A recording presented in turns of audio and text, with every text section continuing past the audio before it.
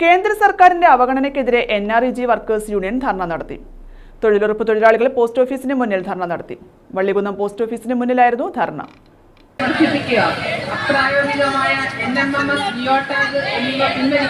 വള്ളികുന്നം ഗ്രാമപഞ്ചായത്തിലെ തൊഴിലുറപ്പ് തൊഴിലാളികളുടെ നേതൃത്വത്തിലാണ് വള്ളികുന്നം പോസ്റ്റ് ഓഫീസിന് മുന്നിൽ ധർണ സംഘടിപ്പിച്ചത്.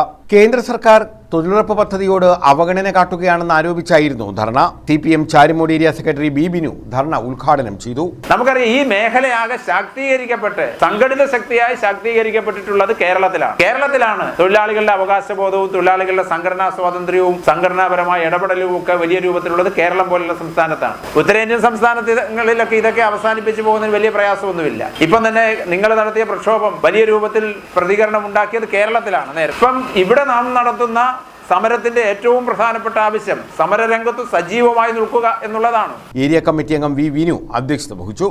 പുത്തൻ സാങ്കേതിക സംവിധാനത്തിന്റെ NNMSന്റെ ജിയോ ടാഗിന്റെ എല്ലാം പേരിൽ ഈ പറയുന്ന സാധാരണ തൊഴിലാളികളെയും ദ്രോഹിക്കുന്ന സമീപനമാണ് സ്വീകരിച്ചിരിക്കുന്നത്.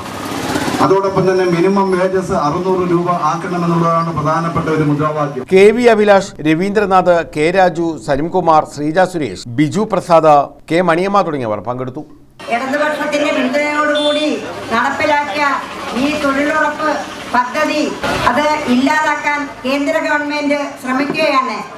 ഇത് ഒരു കാരണവശാലും പുറമോട്ട് പോകാൻ ഇവിടുത്തെ തൊഴിലാളികൾ അനുവദിക്കരുത് എന്ന് മാത്രം പറഞ്ഞുകൊണ്ട് ന്യൂസ് ബ്യൂറോ, വള്ളികുന്നം.